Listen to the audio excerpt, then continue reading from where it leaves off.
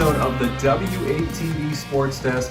I'm your host, Quinn Kelly, and we have reached the state quarterfinals. The MIAA high school football playoffs are in the Elite 8 Round 2, and we have 14 South Shore teams still remaining across the 8 divisions. Started with 26 entering round 1, a little more than half made it through. Just one team able to win on the road. That's Cardinal Spellman. We'll talk to you about their big win over number 4 Winthrop down in D6 a little bit later on in the show. But for now, we start in Division 1, where there is just a single South Shore representative still left in the field, and that is the number 5 seeded Severian Brothers High School Hawks. The Hawks coming in off of a big win over Wachusett. Henry Hasselbeck and Michael Oates leading the way as per usual. The Hawks beating Wachusett 45-29 in round 1, with Hasselbeck having a rather pedestrian day through the air, just 122 yards and a touchdown on 7 completions. He did, however, have 2 rushing scores to go along with it. For Michael Oates, he was the star, 26 carries, 180 yards, and 2 touchdowns. The Hawks got a big lift with sophomore Vincent Busa returning the opening kickoff to start the second half, 72 yards for the score. His older brother, senior captain Anthony Busa, will return for the Hawks this week after serving a 1-game suspension due to a targeting call in their Week 8 matchup against Catholic Memorial. The Hawks will have their hands full. They're on the road on Thursday night, 6 p.m. against the number 4 seed and the defending Division 1 state champions, Springfield Central. We all know about the Golden Eagles, led by senior quarterback and Nebraska commit William Pop Watson III. Watson has been absolutely stellar for Central all season long. Central comes in averaging 51.2 points per game. They have not scored under 50 points in a game since they suffered their lone loss, a loss to St. John's of Washington, D.C., a top 25 program in the nation. They're also averaging just 4.4 points per game against versus in-state opponents. Watson led Central in their round 1 game, a 60-14 win over Shrewsbury, 15 of 19 passing for 280 yards and 3 scores. He also added another on the ground to go along with 82 yards rushing. He paced the offense, which went for nearly 550 yards as they took Shrewsbury down. Central has a litany of D1 commits in their roster. Jaden Bass, Josiah Griffin, Syracuse and BC commits. Kevin Jackson at wide receiver, a main commit. Central faces a particularly weak league schedule each and every year. The highest ranked opponent from their league play, Westfield, who's number 10, down in Division 3. They have not faced a true in-state test since week 1 when they dismantled Central Catholic 38-0.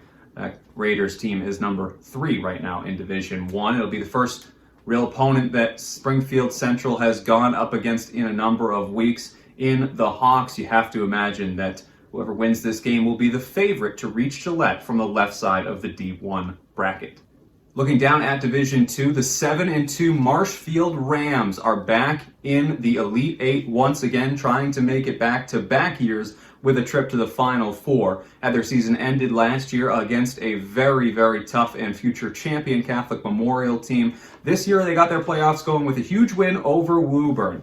48-20, your final there as Marshfield continues to look good since bringing running back Jack Marini back into the fold off of injury. Anthony Melander was also strong at quarterback, coming off of one of his best games of the season, had 4 touchdowns in that one. He's got over 1,600 all-purpose yards, 1,370 of them coming through the air, 12 touchdowns, 5 interceptions in the regular season for Melander. Aiden True has also been doing it all. He's the leading rusher on the team as well as the leading tackler for the defense. He anchors a defensive unit that stars with Joe Corbo and Andre Pina on the back end. Very talented defensive back core, both of them with multiple picks this season. They will go up against the number 2 team in Division 3. They get King Philip. Just 1 loss on the season for King Philip. They've got a couple of signature wins, including over Severian Brothers. They came off of a big win over number 1 seed in D2 Milford earlier this year. Headed into the bye, came out and suffered their lone loss of the season to North Attleboro. But they appear to right the ship in round 1 here in the playoffs. King Philip coming off of a big victory over Westford Academy, 49-6 in round 1. They are allowing just 10.3 points per game across the season. They're led by quarterback Tommy McLeish, Aiden Will Astorino, as well as Kyle Abbott out of the backfield. A couple of the best wins in the state for King Philip. They're hoping to add another one to it. This team that finished the runner-up to Catholic Memorial last year, looking to make it back again this year. And the way the bracket shakes out, you could see a rematch in Division II, but Marshfield will look to stand in the way of that. Speaking of that number 1 seed overall, Milford, they will host Mansfield this week. The Mansfield Hornets continue to look good defensively on the season as they had a big win in round 1. The Hornets now 8-1, beat up on Wellesley 42-26. It was a strong day for quarterback Connor Zukowski, 14 of 21 passing with 176 yards, 2 touchdowns through the air, and a third on the ground. They continue to mix it up on the ground. They had 245 yards rushing versus Wellesley. 3 rushers with over 60 yards in the game: Drew Sacco, CJ Bell, and Tommy Smith. They average exactly 200 yards rushing in the game per game do the Hornets this season, but they don't have a single rusher on the team with over 400 yards. Their 3 leading rushers average near 9 yards per carry. Speaking of Connor Curtis, Brian Butler, and Tommy Smith, but they like to really move it around. They've got 5 different rushers with only over 200 yards on the season. Leading receiver is Tommy Foley. He does the lion's share of the work out of the spread position. Looking at Milford, their lone loss this season is to King Philip. They've been stopped this season, now 8-1, the number 1 overall seed in Division III. They're led by Evan Cornelius at quarterback. Isaiah Pantalone is his top target, but the name to remember, of course, is the running back Romeo Holland. Holland is an absolute force for this Milford team. Just refuses to go down on first contact. The Mansfield defensive front will have their hands full with him all evening long. Beat up on Concord Carlisle in the first round, 42-13 win there. If you're looking at common opponents between Mansfield and Milford, Milford also played Wellesley back in week 2. They won that game 34-14, so very similar results there. But if you watch some of those highlights from Romeo Holland, he is going to be a wrecking ball, as he is in each and every game for the Scarlet Hawks. So Mansfield knows what's in front of them. These 2 teams, both out of the Hockomock division, they had a very short overlap in the Kelly Rex. Of course, Mansfield moving to the Davenport division this season with a change in enrollment. So it was just 2 years they were together in the Kelly Rex. They've played each of the last 2 seasons and split those matchups. Milford winning last year, Mansfield in the COVID year prior to that. Mansfield feels that they're a bit underseeded as the number 8 team. Didn't play a particularly strong schedule in that Hockomock Davenport division, and head coach Mike Redding giving Milford a little bit of bulletin board material after their round 1 victory. I don't want to say underappreciated, but you feel underrated looking at the schedule? Yeah, just, we went on that 4-game road trip and kind of people lose track of you. Then we kind of came home at Stoughton and Oway. We haven't had any of those marquee games that draw a lot of attention, but I think very quietly we've played really good on both sides. Coming into this game, we had given up 20 points in the last 7 games. We scored almost 250 in those 7, and it's, we've just kind of done it kind of without a lot of attention, and we're sitting at the 8 seed. I really don't think we're an 8 seed, but we are what we are. And if you're Milford, you got to be wondering, what did we do to get Mansfield in the second round as the 1 seed? I don't think that's a great draw for them, and so we got to go in, and we got nothing to lose, and hopefully play a little better than we did last year when we gave up a little lead and lost it in overtime. And kids are anxious to get back and play a Kelly Rex team, and it'll be a good old-fashioned dogfight at Milford for sure. Let's look down at Division III now. The deepest field in terms of South Shore representatives remaining. We have 3. It starts with the number 1 overall seed, Milton. Owen McHugh and his 2 stud targets, Mike Fulton and Luke Salmon, continue to put up video game numbers each and every week. This week it was Luke Salmon getting the lion's share of the work. Owen McHugh tossing for 3 touchdown passes in Milton's win over Minnechaug, 46-21. Luke Salmon on the receiving end of 2 of those. Jack Finnegan also had a pair of touchdowns out of the backfield. Milton continues their undefeated season. They advance to 8-0. They'll have a very tough test here in what could be one of the games of the weekend. They get Marblehead in their round 2 matchup. Marblehead comes in ranked number 8, the defending Division III state champions. Just one loss on the season for the Magicians, and they looked good in week 1. A 35-0 win over one of the South Shore's best defenses in Whitman Hansen. They also had their longest touchdown play in the team's over 100-year history, a 99-yard reception. It started with a 21-0 first half for the Magicians as they got things going. 3 first-half touchdowns on just 15 first-half plays. Early in the second half, they made a stop at the goal line, returned with possession at the 1-yard line, and their quarterback, Mike O'Neill, hitting Chris DeWitt 99 yards for the score. O'Neill had 258 yards on 12 of 14 passing, a pair of touchdowns on the day. Sam Anise was a force on the defensive side of the ball. He had 3 tackles for loss, and leading tailback Eddie Johns 60 yards on the ground and 2 touchdowns for Marblehead. Milton will have their hands full. Speaking of underranked 8 seeds, Marblehead, cut from that same cloth as Mansfield, a team that really could be much better than their seeding suggests. This one will be a tough test for the Wildcats.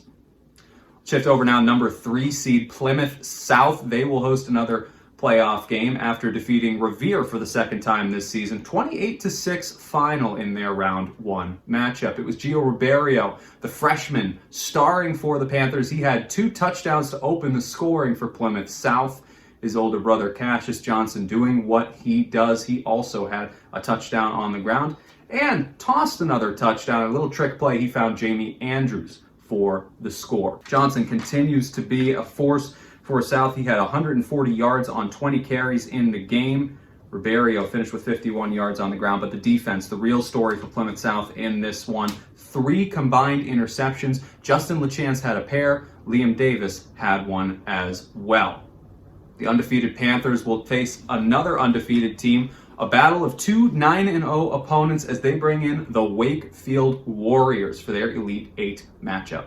The Warriors had a tough time with Masconomet in their round 1 game. They won it 21-12, had been pitching a shutout into the 4th quarter thanks to Christian Delgado, who recovered a fumble on the Wakefield 1-yard line to keep Masconomet out of the end zone. But despite going into the 4th up 14-0, it was a tight game right until the very end as Masconomet scored a pair of late touchdowns. They missed both the extra points, had to go for an onside kick with 2.5 minutes remaining. They weren't able to convert on it. Wakefield gets a late touchdown in that one, but this game was right down to the wire. Tense moments for Wakefield, undefeated, entering the playoffs, but had to really sneak through round 1 with a shaky 4th quarter. We'll see if Plymouth South, facing a tough test here in the undefeated Warriors, is going to be able to rise to the occasion and advance to 10-0 on the season. In our final Division III matchup, it's the Hanover Hawks, one of the hottest teams in the area, the number 4 seed. They will take on Walpole, the number 5 seed, on Thursday night, 7 p.m., and we will be bringing you this game on the WATD Sports Network. Hanover got another stellar performance from Ben Scalzi, 10 of 12 through the air, 195 yards and 2 TDs. He was one of the Division III Boston Herald All-Stars of the weekend. Scalzi continues to light it up for the Hawks on the season now. 1,815 yards passing, 20 touchdowns against just 3 interceptions. He also has 200 yards on the ground and 5 touchdowns, so puts him up over 2,000 yards. When you talk about him replacing and exceeding expectations in the wake of Michael Landolfi's departure, I don't think that Hanover could have expected quite what they've gotten so far from junior quarterback Ben Scalzi. He's been absolutely phenomenal. Speaking of phenomenal, Nick Friel at running back and linebacker continues to be that 2-way stalwart for the Hawks. Friel in this one had a pair of touchdowns on 85 yards as they dismantled Westwood 42-7. He's got 853 yards on the season, 9 touchdowns on the ground, and an additional through the air as a receiver. He will lead the Hanover defense. He is an absolute thumper, great nose for the ball. We will see how Hanover fares in a tough test against Walpole, who comes in looking much a different team in the playoffs. Entered the playoffs, did not have a single touchdown on the season of 30 or more yards. They had 4 of them as they took down their round 1 opponent, Somerset Berkeley. Walpole invited Somerset Berkeley into Turco Field, win it 42-14. They're averaging 32.5 points per game, giving up just 13.7. They do grind out these games. Corey Kilroy had 2 passing touchdowns and a rushing touchdown in this one. Running back Andrew Falzone also had a pair of scores. But when you look at the splits over their last 2 weeks, Walpole certainly favoring the ground game to the passing attack. 138 yards through the air over the last 2 weeks against 567 on the ground. The former Rebels, now Timberwolves, will try to see if they can continue to get that ground game going. Maybe kind of an offset match. Hanover strengthened their defense in that back 7. And Walpole will try to attack that front 4 as much as they can in this one on the ground. Again, you can catch that game. It'll be Thursday night, 7 p.m. on 101.1 WBMS, 1460 AM. We will have the call. It will be myself, as well as my broadcast partner, Bill Vos. Pregame starting at 6:45, and that one we cannot wait to bring you this. Should be one of the best games of the weekend. On now to Division 4, headlined by the number one overall seed in the power rankings in terms of pure ranking, Duxbury. 50-10 win for the Dragons in round 1 against Newburyport. It was an absolute laser show. Duxbury really didn't attempt to rush the ball that much, just 11 carries, 36 yards on the ground. They just put it all on the right shoulder of Matt Festa, and you can very rarely go wrong doing that. Festa had 6 touchdown tosses in this one, a couple of them going to Chris Walsh, who became Duxbury's all-time leader in touchdown receptions in a single season. Colin Quinlan also got in on the action in this one. Duxbury continues to look like one of the state's best offenses all around. They made it look easy against number 16, Newburyport. Festa was 13 of 17 for 304 yards. They held Newburyport on the other side of things to just 32 yards rushing on 28 carries. Walsh had 147 yards receiving. Quinlan had 115 yards receiving. All of that on a combined 9 catches, 5 of which found the end zone. For their efforts, they get a South Shore on South Shore matchup as the number 8 seeded Middleborough Sachems will come into town, in Middleborough made a statement with their round 1 win, 35-0 over East Longmeadow. Long drive in for East Longmeadow, and boy, that would have been a very long ride out. It was Jacob Briggs who had 4 touchdowns in the contest, 2 of his on the ground, 80 and 69-yard touchdown rushes. He also had 2 through the air. Nate Tullish found himself on the receiving end of both of those. Tullish also had the 5th score with a rushing touchdown of his own. As Middleborough improved to 7-2 on the season. The Sachems, well, they're going to have their hands full. There's no question about it. They feel underseeded in this Division 4 bracket. They've been good all season, but this one is going to stack up against them, no question about it. They are going to have to find a way to slow down the passing attack of Duxbury, something that very few teams, really nobody yet this season, has been able to do against the undefeated Dragons. And of course, mulleted maniac Harry Fuller up front. Well, he's going to have to be all business up front if he wants to be able to party on the back end. No question about it. Middleborough going to have a tough time in this one, but a good test for Duxbury and a good opportunity on the other side for the Sachems to prove that they belong as the class of Division 4. That game will be on Friday night, 7 p.m. Looking now to the other Division 4 matchup, Scituate and Holliston will go up against each other the 5th time in the playoffs in the last decade. Met twice back-to-back in 2013 and 14, then met again in 2017 and 18. They have split that series 2-2. Milford won the first 2, Scituate the last 2. So here you are, the rubber match, as the Sailors and the Panthers go at it once again. Scituate coming off of a 35-6 routing of Northampton. Alex Burrell was incredible in this one. 25 carries, 214 yards, and a touchdown for Burrell. Colin Morley had 3 touchdown scores on just 4 carries as well. The senior captain getting it done, 72 yards on those 4 carries as they found pay dirt. It was a struggle, no question about it, for quarterback Jackson Belson. The junior threw 3 interceptions in this one against 1 touchdown pass. He'll look to straighten things out here in this round 2 matchup as Scituate, the 5 seed, goes on the road to the number 4 seed Holliston. For Holliston, they beat Melrose, but they had trouble doing it. The 8-1 Panthers won 25-14. Junior running back Devin Harding had 20 carries in the contest for 101 yards and a score, and senior wide receiver Brady Sweeney had 5 receptions from quarterback TJ Kiley for 61 yards and a score. It was a tight game at half at 7-0, but 3 second-half touchdowns for Holliston were able to lift them over the Big Red. So now, again, we get our 5th matchup in the last decade between these two teams. They've both talked about it, opponents that they're familiar with. We also talked to Colin Morley this week on the Sports Exchange.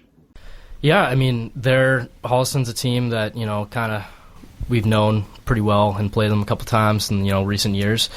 But I think we match up pretty well with them. I think that, again, they're a team that likes to, kind of run the ball, and they have pretty athletic, guys and receivers, but I think just a good week of practice this week, and that should get us, looking pretty good. At this point, it's just, playoff mentality, who wants it more, and going into it just with that mentality and that edge, like, hey, this could be it, especially for us seniors, this could be it. So just give it everything and leave it all on the field. And that's kind of how we're going to have to take this mentality going into this week as we, start scouting them and practicing for them, and then, preparing for the game. This will be the deepest into the playoffs that these two teams have met. They have met twice in round 2, but that was back previous to the statewide format. So that round 2 of the sectionals was once we had reached the final 32 teams. The final 6 teams. This is the first time that they have met inside the final 8. We've got another South Shore on South Shore matchup, our second and final of the week, and it comes in Division 6, where we are going to get a rematch of last year's Super Bowl game between Rockland and Abington, a rivalry renewed. These two neighbors both had big round 1 wins. Rockland made it look very easy as they took down the 15 seed Seekonk. Abington, in our game of the week, 24-6 victors over East Bridgewater. They will meet on Friday night at 7 p.m. Looking at Rockland's game against Seekonk. 4 touchdowns of 49 or more yards, including a Lucas Leander kickoff return for a score. Jacob Coldstream was his usual self, 124 yards on 13 carries, 4 touchdowns in this one. Lucas Leander had 184 all-purpose yards, and Jordan DePina had 123. Each of them had a score. Leander, in fact, had 2 in the game. For Abington, Mason and A.J. Nash continue to just love playing the Vikings as Abington picked up their 2nd win of the season against East Bridgewater. Both the Nash brothers had a touchdown in this one. Mason Nash opening up the scoring for Abington with a touchdown that drew them back to square, and then A.J. Nash with what would eventually be the game-winning score, a punt return for a touchdown, 39 yards on the return. It was a fantastic game all around for Abington. They got behind the 8 ball, down 6-0 early, but then really just put their foot on the gas. Once they took the lead, got up 8-6 after their first touchdown, they never looked back. This will be the second meeting of the season between these two teams. Rockland won the first 34-7 earlier this year. In fact, Rockland has won the last 5 meetings between these two teams on the gridiron, outscoring Abington in that stretch 125-54. It's been a dominant run for the Rockland Bulldogs, and they're looking to make Abington just another step on their path to repeating as the Division 6 Super Bowl champions. Looking at our other Division 6 matchup, this one is a bit of a surprise as the number 13 seed Cardinal Spellman with the biggest win of the weekend, taking down number 4 Winthrop in their round 1 matchup, 21-8. For their efforts, they will advance to take on the number 5 seed Blackstone Valley Tech. They'll head out to Worcester for a Saturday tilt, 1 p.m., and you can find that on the voice of Brockton Metro South, 101.1 WBMS, 1460 AM, right here on the WATD Sports Network. With that, as our Saturday gridiron on WBMS game of the week, let's take a deeper dive into this matchup. We start by looking at Cardinal Spellman's highlights here against Winthrop, and this was the Jack Duffy show to be sure. This game, an 8-7 contest in the first half. Let's take a look at how Cardinal Spellman was able to separate things in the second half. On the offensive side of the ball, you can see Jack Duffy's mobility, a problem all night. He was able to get outside of the pocket time and time again, buy himself some time, extend drives with his legs, and open up some space for him to throw. He had 3 touchdown passes on the night. Jay Camo on the receiving end of both of those, as you see. He had the game winner in the second half, both on 50-50 balls that Camo just did an unbelievable job of winning.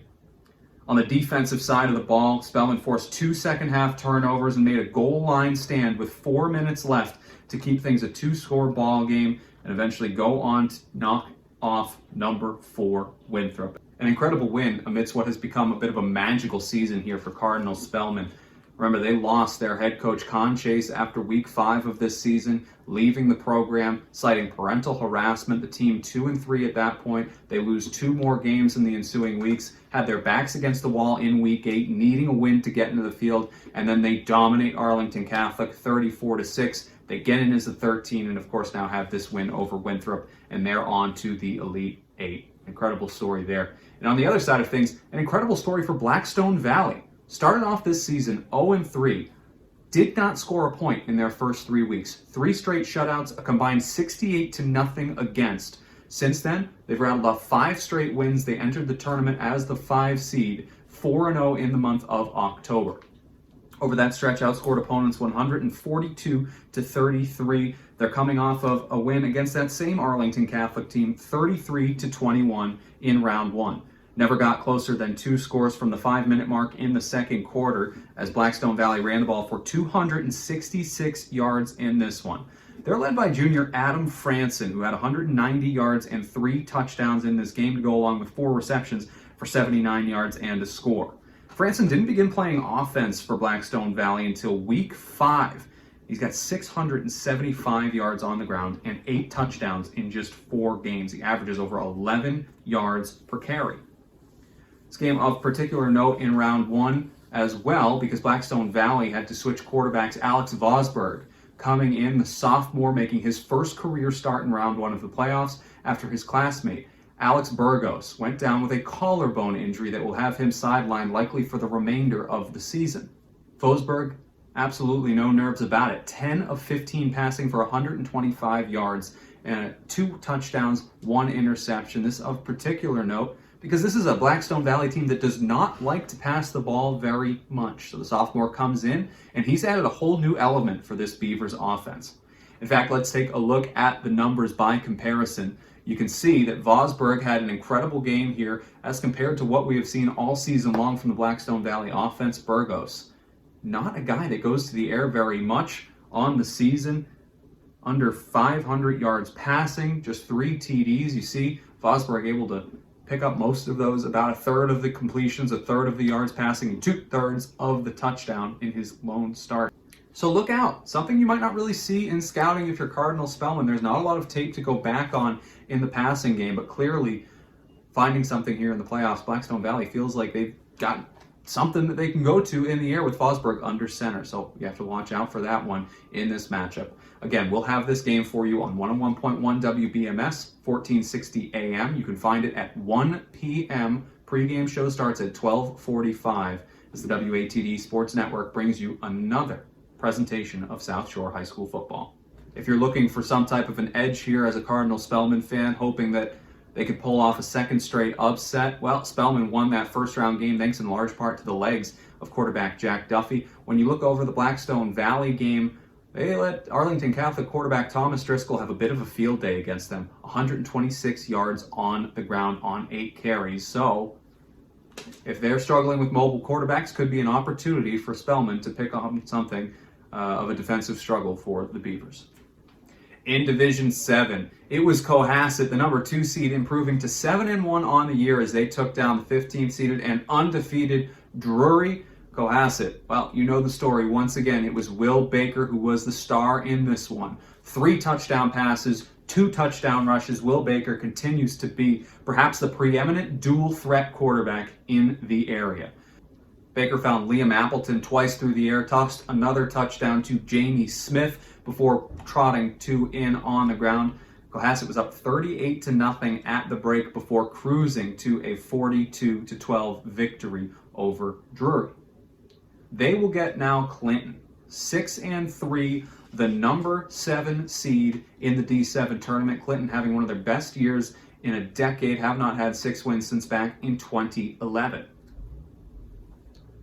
The Gales are led by running back Alex Chouinard, who has over 1,200 yards on the ground. He has been absolutely phenomenal. 6 touchdown rushes on the season. Backing him up, Axel Ramos and Mark Morgan. They are also big threats out of the backfield, each with about 600 yards on the ground for the season. 14 combined touchdowns between the two. This Clinton team is going to do it almost all on the ground. When you look at them over the course of the season, over 3,000 yards rushing. They average about 330 per game, but passing just 255 yards total on the season. So it is a much, much heavier rushing attack. Cohasset will have to be very stout in their front seven. In fact, Clinton has attempted just 22 passes the entirety of the year. They're coming off of a 35-31 victory over Ayer Shirley, so tight matchup there in round one. Cohasset going to be the heavy favorite in this game, but Clinton playing with a little bit of magic, a little bit of gust of the Gales on their side as they look to continue to build on what has been the best season in over a decade. Our final matchup of the weekend down in Division 8, it is the top-seeded and undefeated Hull Pirates, 9-0 on the year now, following their round one victory over 16-seeded Narragansett, 42-7. The Pirates winning, going away. Luke Richardson, Austin Bongo, Tyler Sordillo all starred in this one, but it was John Gianibus leading the charge, the senior tailback with 3 touchdowns in the game for Hull. The Pirates averaging 31.3 points per game this season. They have just once been held under 3 scores. They will get the number 8 seed Cathedral out of Boston in their round 2 matchup. Cathedral coming in off of an equally big win, 43-7, their victory in round 1. Cathedral dispatching Neshoba Valley Tech behind a solid effort from quarterback Trayvon Fields, who was 6 of 10 for 118 yards, 2 touchdowns, did toss 1 interception, but it's running back Andrew Hedgepeth, the big story in this one. The do-it-all tailback had 5 receptions of those 6 tossed by Trayvon Fields, 64 yards and a touchdown. He also had 111 yards on the ground on just 8 carries and a score. Wide receiver Russell Glover had the other score, a 51-yard touchdown reception for the Panthers as they just tore apart the Neshoba Valley Tech Vikings. Cathedral holding NVT to just 27 yards passing and 151 total yards of offense in the game. They're now 6-2 on the year. Cathedral comes in riding a 4-game win streak in which they've outscored opponents 118-26. Just where Hull finally meets their match in Division 8, we shall see. But for now, let's just continue to enjoy the nice long winning streak for the Pirates as they try to return to Gillette for the 2nd straight season. All right, that'll do it for us here on this episode of the WATD Sports Desk. We thank you so much for watching. Go ahead and subscribe below here to the Sports Exchange on WATD on YouTube. You can also find us on Twitter at SE on WATD for information on where all of our future games will be, who we're covering, what we're doing, Sunday night Sports Exchange, all that jazz. You can find everything on at SE on WATD on Twitter. So go ahead, shoot on over to the Bird, give us a follow for plenty more of the best high school coverage around. All right, we will see you next week after a full slate of games across the WATD Sports Network this weekend to recap everything from the Elite Eight. Until then, have a wonderful evening.